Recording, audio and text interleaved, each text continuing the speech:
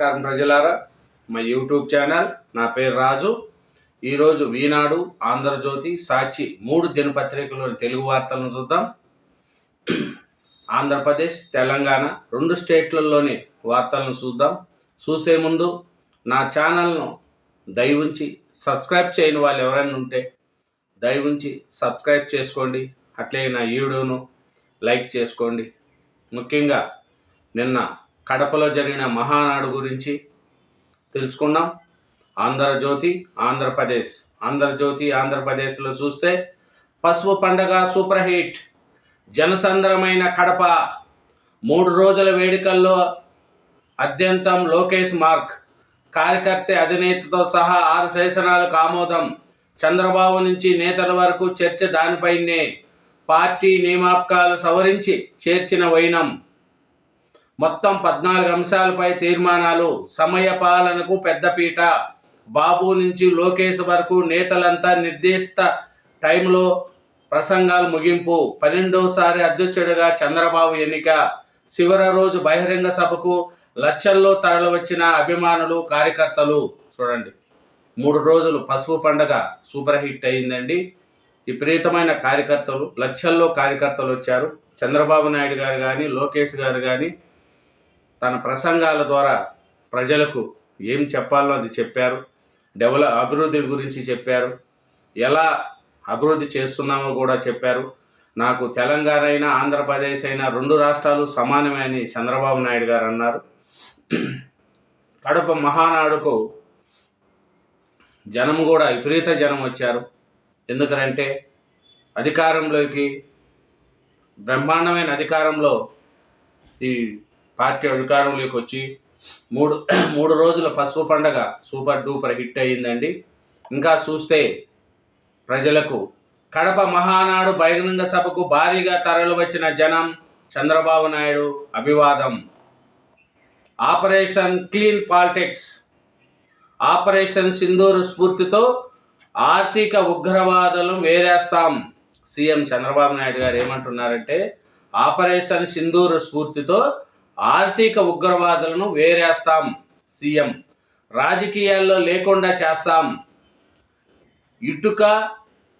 ఇసుక పేర్చి రాష్ట్ర పునర్నిర్మాణం. వచ్చే మహానాడు కల్లా భూ సమస్యలన్నీ పరిష్కారం. వైనాట్ గొడ్డెల పోట్లు మన రాజకీయం కాదు. పాలన ఎలా ఉండాలనేందుకు టీడీపీ కేస్ స్టడీ. ప్రజా తీర్పు వైసీపీకి ఇంకా అర్థం కాలేదు. రాష్ట్రాన్ని సమస్యల సీకట్లో నెట్టేసింది. దీపం డబ్బులు 2 విడతలుగా ఖాతాల్లో వేస్తాం. వచ్చే నెల 12 నాటికి వాట్సాప్లో 500 సేవలు. అభివృద్ధి వైకుంఠపాలి కాకూడదు, నిరంతర పాలన ఉండాలి. రాయలసీమ అభివృద్ధికి బ్లూ ప్రింట్ ఉంది. మహానాడు ముగింపు సభలో చంద్రబాబు. చూడండి, ఇదేనండి. రాయలసీమ అభివృద్ధికి కూడా కట్టుబడి ఉన్నాం. అన్ని విధాలు కూడా రాయలసీమను మేము ఆదుకుంటామని గౌరవనీయులు ముఖ్యమంత్రి నారా చంద్రబాబు నాయుడు గారు అంటున్నారు. అట్లా ఇంకా లోకేష్ గారు మాట్లాడుతూ, రెడ్ బుక్తో వాళ్లకు వణుకు. ఒకడికి గుండుపోటు, ఒకడు బాత్రూంలో కాలు జారి పడ్డాడు, ఇంకొకడు ఏమయ్యాడో అందరికీ తెలుసు. రెడ్ కాలర్ చూసినా వాళ్లకు నిద్ర పట్టడం లేదు. రెడ్ బుక్ అంటే అంబేద్కర్ రాజ్యాంగాన్ని అమలు చేయడమే. దాని నుంచి ఎవరు తప్పించుకోలేరు. దానిపైన అది చేసుకోబోతుంది. మన అభివృద్ధి బుక్కుపై దృష్టి పెడతాం. ప్రజల కోసం కష్టపడదాం. పద్ధతి ప్రకారం వాళ్ళ తప్పులు రుజువు చేయాలి. దానికి టైం పట్టచ్చు. శిక్షలు మాత్రం ఖాయం.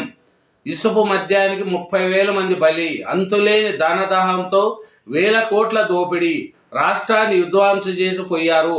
మోడీ, పవనన్న, చంద్రన్న జెండాలు పక్క పెట్టి కలిసి పనిచేశారు. కూటమిని ప్రజలు ఆస్వాదించారు. ఇడాకులుండవు, రాసి పెట్టుకోండి. రాష్ట్రం బాగుపడాలంటే కలిసి ఉండాల్సిందే. ప్రాణాలు పణంగా పెట్టి పోరాడే పసుపు సైన్యమే మన బలం. కడప బహిరంగ సభలో మంత్రి లోకేష్ స్పష్టీకరణ. చూడండి, ఉగ్రవాదులు సమాజానికి చాలా ప్రమాదకరం. పాక్ ఉగ్రవాదులు మన దేశానికి వచ్చి పర్యాటకులను చంపేస్తే ప్రధాని మోడీ పాకిస్తాన్లోని ఉగ్రవాదులను 20 నిమిషాల్లో హతమార్చారు. దేశంలోని ఉగ్రవాదులనే కాదు, రాష్ట్రంలో రాజకీయ ముసుగులో ఆర్థిక ఉగ్రవాదుల వల్ల కూడా చాలా నష్టం. మన రాష్ట్రంలో రాజకీయాల ముసుగులో కొందరు ల్యాండు, మైను, శాండు దోచుకున్నారు, జే బ్రాండ్లతో కొల్లగొట్టారు, కొండలను మింగేశారు, అడవులను ఆక్రమించి ప్యాలెస్లు, ఎస్టేట్లు నిర్మించుకున్నారు, చెరువులను చొరబెట్టారు.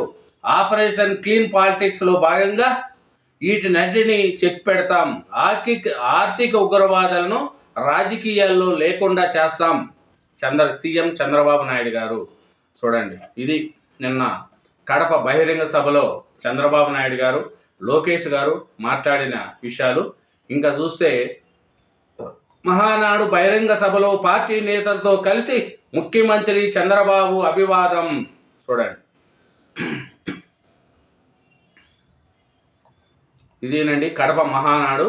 ఇంకా చూస్తే ట్రంప్ సుంకాలకు బ్రేక్, ఆయన అధికారాలను అతిక్రమించారు, మనకు ఇక్కరించే వాటిపై సుంకాల మోత మోగించారు. అమెరికాలో వాణిజ్య కోర్టు వ్యాఖ్య, సుంకాలు నిలిపివేస్తూ తీర్పు, సుంకాల వల్లే భారత్ పాక్ కాల్పుల విరమణ, చైనా కూడా దిగొచ్చే అవకాశం ఉంది, అధ్యక్షుడి వాదనలు కొట్టేసిన కోర్టు, న్యాయం గాడి తప్పింది ట్రంప్ సలహాదారు, ఈ చర్చ రాలేదు, ట్రంప్ వాదనకు వ్యతిరేకిస్తున్నాం భారత్. చూడండి, ట్రంప్ చేసే సుంకాలకు కోర్టు కూడా మొట్టింకాయలు వేసిందంట. అది ఇంకా చూస్తే విశాఖలో తొలి కోవిడ్ మృతి అంట అండి. 64 ఏళ్ల వృద్ధుడికి కరోనా పాజిటివ్, ప్రైవేట్ ఆసుపత్రిలో చికిత్స పొందుతూ మృతి. ఈ మరణం కరోనాతో కాదు, DMOHO ప్రకటన. అది మళ్ళీ కరోనాతో కాదని మళ్ళీ రాశారు. మొత్తానికి కరోనా అక్కడక్కడ విజృంభిస్తుందండి. ప్రజలు కూడా జాగ్రత్తగా ఉండాలనేదే అందరూ కోరుకుంటున్నారు. కాబట్టి ప్రజలు జాగ్రత్తగా ఉండాలండి. ఇంకా చూస్తే మేము దాడి చేసేలోపే బ్రహ్మాస్త్రంతో కొట్టారు. మే 10న తెల్లవారుజామున భారత్పై దాడికి సిద్ధమయ్యాం. 9 రాత్రే వ్యూహం రచన చేశాం. మాకన్నా ముందే భారత్ శిబిరాలతో ఇసుకపడింది. మా వైమానిక స్థావరాలు ధ్వంసమయ్యాయి.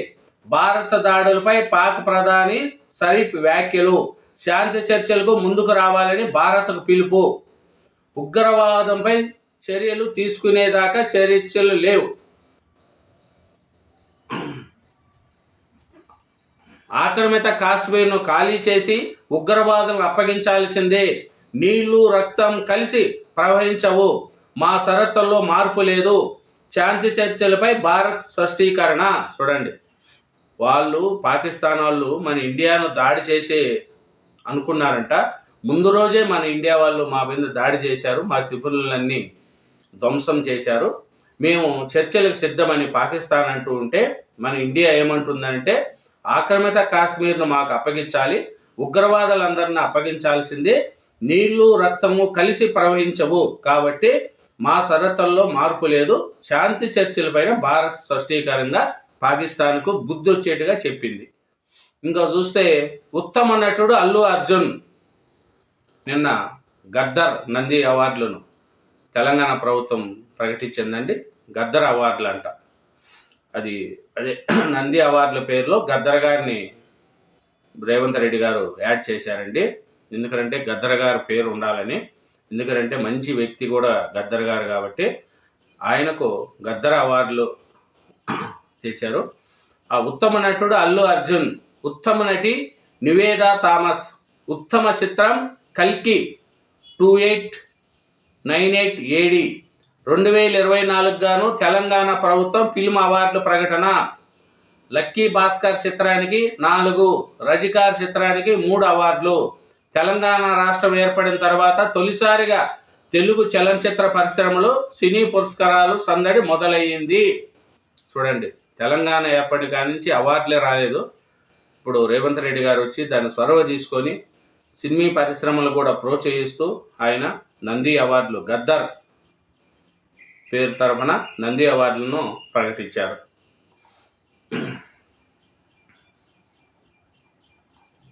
ఇదేనండి ఆంధ్రజ్యోతి ఆంధ్రప్రదేశ్. ఇప్పుడు ఈనాడు చూద్దాం. ఈనాడు తెలంగాణ చూద్దామండి. ఈనాడు తెలంగాణ చూస్తే ముఖ్యంగా ఉత్తమ చిత్రం కల్కి, ఉత్తమ నటుడు అల్లు అర్జున్. చూడండి, కల్కి, లక్కీ భాస్కర్ చిత్రాలకు 4 అవార్డులు. మెరిసిన చిన్న చిత్రాలు గద్దర్ సినీ పురస్కారాలు 2024 ప్రకటించిన రాష్ట్ర ప్రభుత్వం జూన్ 14న ఐటెక్స్లో ప్రదానం. చూడండి, ఇదేనండి మన తెలంగాణలో గద్దర్ సినీ పురస్కారాలు.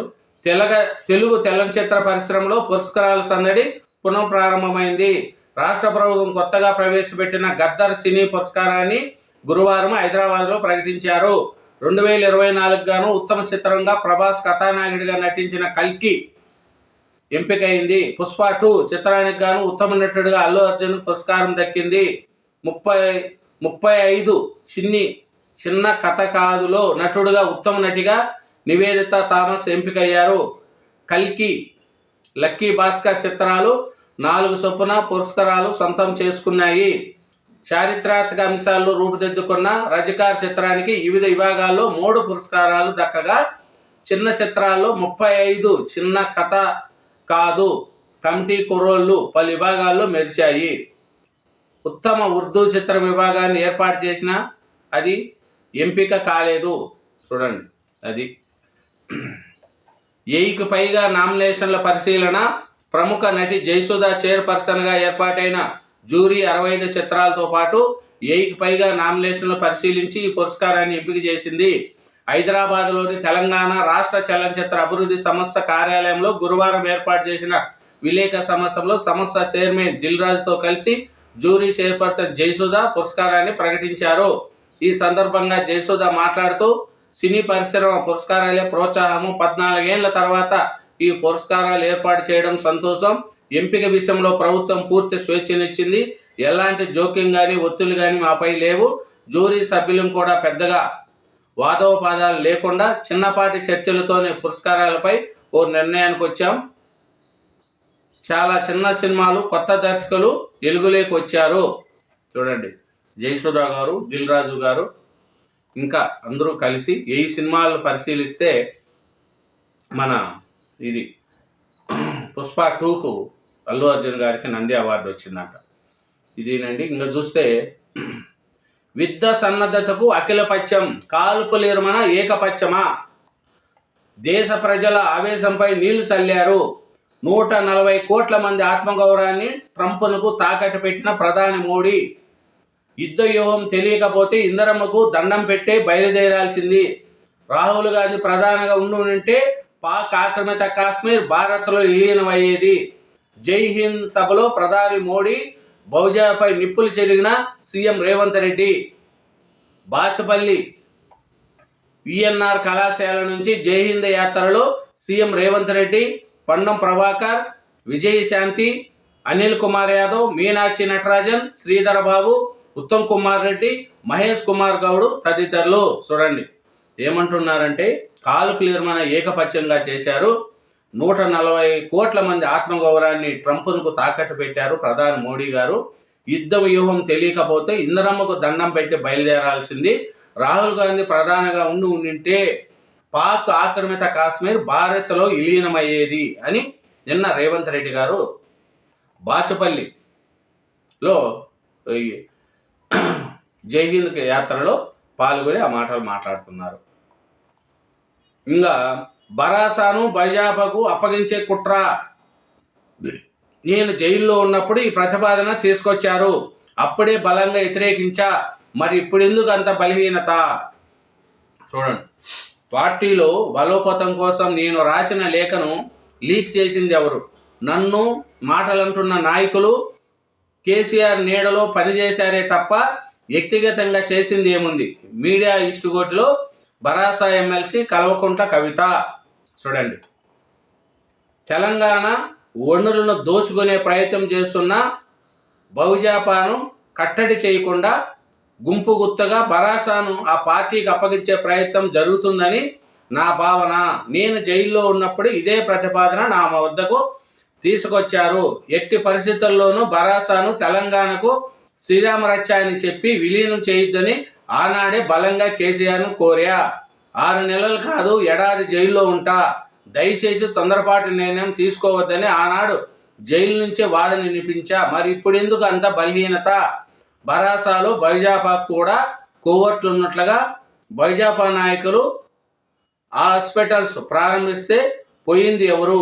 ఈ అంశాలను మాట్లాడించాలా? మరి చూడండి, కల్వకుంట్ల కవిత గారు ఏమంటున్నారంటే, నన్ను జైల్లో ఉన్నప్పుడే బీఆర్ఎస్ను బీజేపీలో కలిసే కుట్ర జరిగింది. ఆ విషయం నాకు చెప్తే నేను 1 సంవత్సరమైన జైల్లో ఉంటా కానీ అట్లాంటి పనులు చేయకండి అని అప్పుడే వ్యతిరేకించాను. ఇప్పుడు 6 నెలలు అయింది కదా నేను బయట వచ్చి, ఇప్పుడు ఎందుకు మీరు భయపడుతున్నారు? ఎందుకు ఇట్లా చేస్తున్నారు? బీజేపీతో అంటగాడి ఉండేవాళ్ళు ఎవరు? వాళ్ళ ముందు బయట పెట్టండి. నా లేఖ ఎవరు లీక్ చేశారో ఆ లీక్ వీరులు ఎవరో బయటపడాలని కవిత గారు గట్టిగానే ఉన్నారు. కాబట్టి కవిత గారు కూడా బయట సూపులు అనేది కాంగ్రెస్ పార్టీలో జారడానికి రెడీగా ఉన్నట్టు కూడా మనకు తెలుస్తుంది.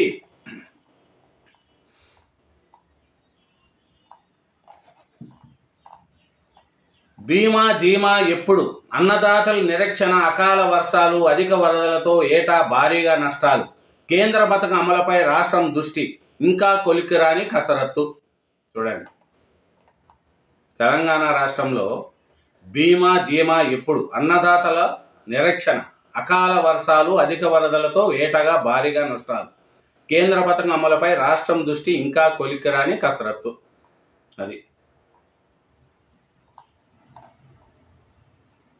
ముందే కదిలిన కృష్ణమ్మ, నైరుతి మహిమ. మే నెలలోనే తెరుచుకోనున్న జూరాల ప్రాజెక్టు గేట్లు. 18 ఏళ్ల అనంతరం వేసవిలో పోటెత్తిన జలాశయము. చూడండి, నైరుతి మహిమ అంట, ముందే కదిలిన కృష్ణమ్మ. చూడండి, జూరాల ప్రాజెక్టు గేట్ల ద్వారా దిగువకి వెళ్తున్న కృష్ణా ప్రవాహము.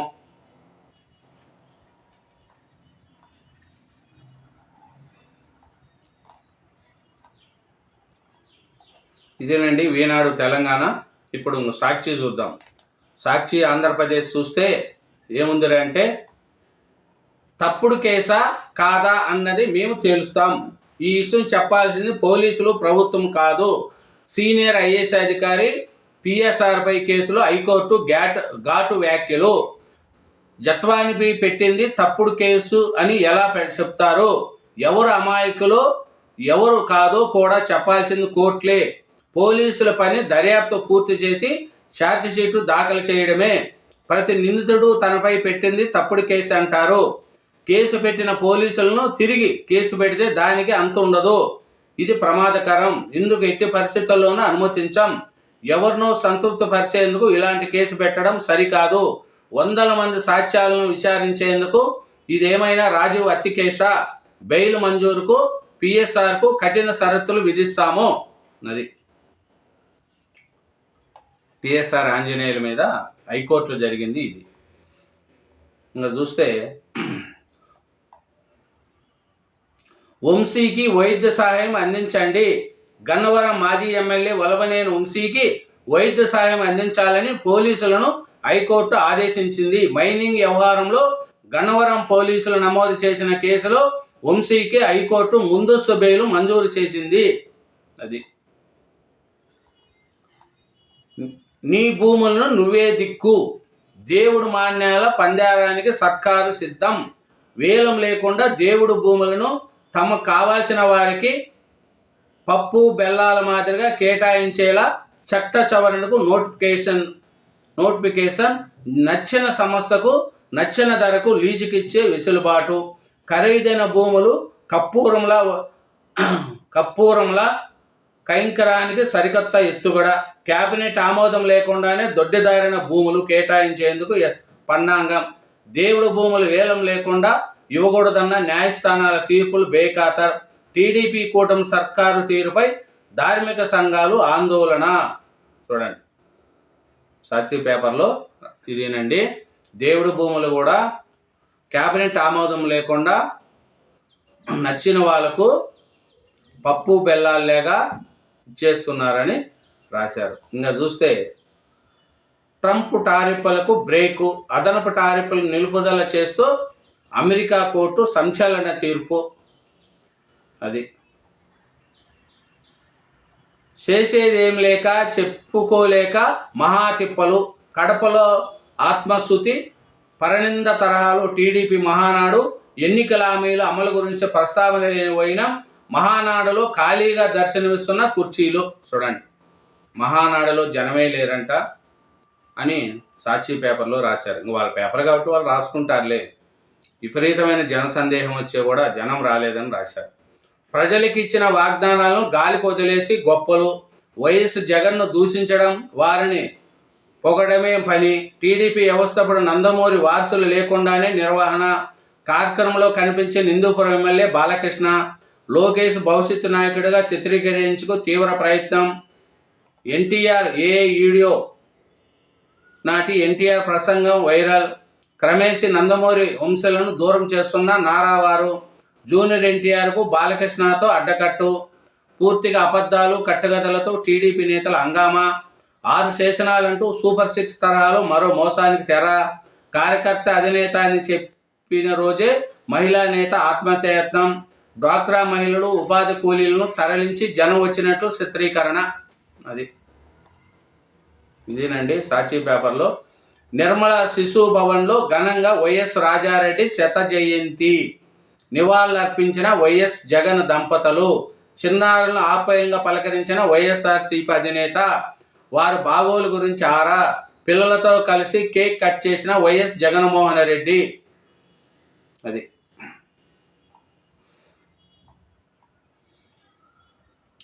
సీఎం అపాయింట్మెంటు ఇవ్వట్లేదు. మొత్తం 20,000 కోట్లు బకాయిలుంటే 10% ఇచ్చారు. 4 డిఏలు బకాయిలు పెట్టారు. ఉద్యోగ ఆరోగ్య స్కామ్గా మారింది. పీఆర్పీ ఐఆర్ పాత బకాయిల కోసం ఉద్యోగులు ఎదురు చూస్తున్నారు. సమ్మెలు పరిష్కరించకపోతే ఉద్యమానికి సిద్ధం. ఏపీ జేఏసీ అమరావతి అధ్యక్షుడు బొప్పరాజు వెంకటేశ్వర్లు హెచ్చరిక. ఈ బొప్పరాజు వెంకటేశ్వర్లు అనేవాడు వైఎస్ఆర్సీపీ ప్రభుత్వంలో కూడా ఉన్నాడు. అప్పుడు ఏం మాట్లాడలేదు. ఇప్పుడు 20,000 కోట్లు బకాయిలు 20,000 కోట్లు బకాయిలు ఉన్నాయంటున్నాను. అప్పుడేం గడ్డి తినేవా వైఎస్ఆర్సీపీ ప్రభుత్వంలో? అప్పుడు కూడా గట్టిగా మాట్లాడచ్చు కదా. తీరం దాటిన తీవ్ర వాయుగుండం. కొనసాగుతున్న ఉపరిస్థితుల ఆవర్తనం. రానున్న 48 గంటల్లో తేలికపాటి వర్షాలు. చూడండి, 9 ఏళ్ల తర్వాత తుది పోరుకు 4వసారి ఐపీఎల్ ఫైనల్లో బెంగళూరు ఎలిమినేటర్ 1లో 8 వికెట్లు తేడాతో పంజాబ్ చిత్తు రాణించిన సూయజ్. చూడండి, 9 ఏళ్ల తర్వాత తుదిపోరుకంట బెంగళూరు ఫైనల్లో బెంగళూరు అంట. 4వసారి ఐపీఎల్ ఫైనల్లో బెంగళూరు. చూడండి, ఇదేనండి. ఇంకా చూస్తే ఇది సాక్షి. ఇంకా ఆంధ్రజ్యోతి తెలంగాణ చూద్దాం. ఆంధ్రజ్యోతి తెలంగాణ చూస్తే బీఆర్ఎస్ను బీజేపీలు కలిసే ప్లాన్. నేను జైల్లో ఉన్నప్పుడు ఈ ప్రతిపాదన అడ్డుకుంటానని కేసీఆర్కు దూరం చేసే కుట్ర. ఇంటి ఆడబిడ్డలపై సోషల్ మీడియాలో ఇసుక ప్రచారాలు. బీజేపీ నేతల ఆసుపత్రి ప్రారంభోత్సవానికి వెళ్ళింది ఎవరు? కేసీఆర్ లాగే నాకు కొంచెం తిక్క, నోరు తెరిస్తే తట్టుకోలేరు. ప్రజల మధ్య మాట్లాడతా. కేసీఆర్కు నోటీసులు ఇచ్చినా సంధించకపోవడం ఏమిటి? ఇతరులకు నోటీసులు ఇస్తే మాత్రం హంగామా ఎందుకు? ముఖ్య నాయకులు వర్కింగ్ ప్రెసిడెంట్గా చేయాల్సిన పనులు చేయగలగా? విదేశాల్లో రజతోత్సవ వేడుకల్లో లాభాలేమిటి? కాంగ్రెస్ ప్రభుత్వంపై తగిన విధంగా స్పందించలేదు. పార్టీ పోరాటాల జాగృతి చేయాల్సి వస్తుంది. పార్టీ ఎమ్మెల్యేలు ఎంట ఉన్నారో ఎంపీగా ఓడించారు. కేసీఆరే నా నాయకుడు, ఇతరుల కింద పనిచేయను. కాంగ్రెస్ మునిగిపోయే పడవ, అందులో చేరుతానా? మీడియాతో చిట్ చాట్లో ఎమ్మెల్సీ కల్వకుంట్ల కవిత. చూడండి, పెద్ద ప్యాకేజ్ ఇస్తే మా వాళ్ళు బీఆర్ఎస్లో కలుస్తారు. విలీనంపై కవిత మాటలు నిజమే. BJP MLA Raja Singh. బీజేపీ కుట్రలు కుతంత్రాలు చేయదు. ఈటల రాజేంద్ర. కేటీఆర్ను బీజేపీలకు రానియము. ఎంపీ కొండ. కవితలో ఇంత ఆవేదన ఉందని ఇవాళ తెలిసింది. వినోద్ కుమార్. చూడండి, ట్రంప్ చెప్తే యుద్ధం ఆపుతావా? అఖిలపక్షాన్ని ఎందుకు పిలవలేదు? భారతీయుల ఆత్మగౌరవం ట్రంప్ దగ్గర తాకట్టు. హైదరాబాద్ తయారీ క్షిపణులే దేశ గౌరవాన్ని నిలిపాయి. మోడీ ఇతర దేశాల్లో కొన్న రఫీల్ను పాక్ కూల్చేసింది. ఎన్నికల లబ్ధి కోసమే తిరంగ ర్యాలీ, మోడీ చల్లని నాణ్యము, జైహింద్ ర్యాలీలో సీఎం రేవంత్ రెడ్డి విమర్శలు. చూడండి, ఇదేనండి. ఇంకా చూస్తే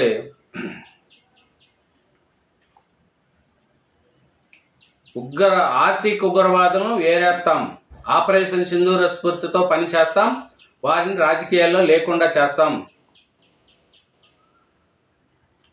వైనాట్లు గొడ్డెల పోట్లు మన రాజకీయాలు కాదు, పాలన ఎలా ఉండాలనేందుకు టీడీపీ కేప్ స్టడీ, ప్రజా తీర్పు వైసీపీకి అర్థం కాలేదు, మహానాడు ముగింపులు సీఎం సభలో ఏపీ సీఎం చంద్రబాబు.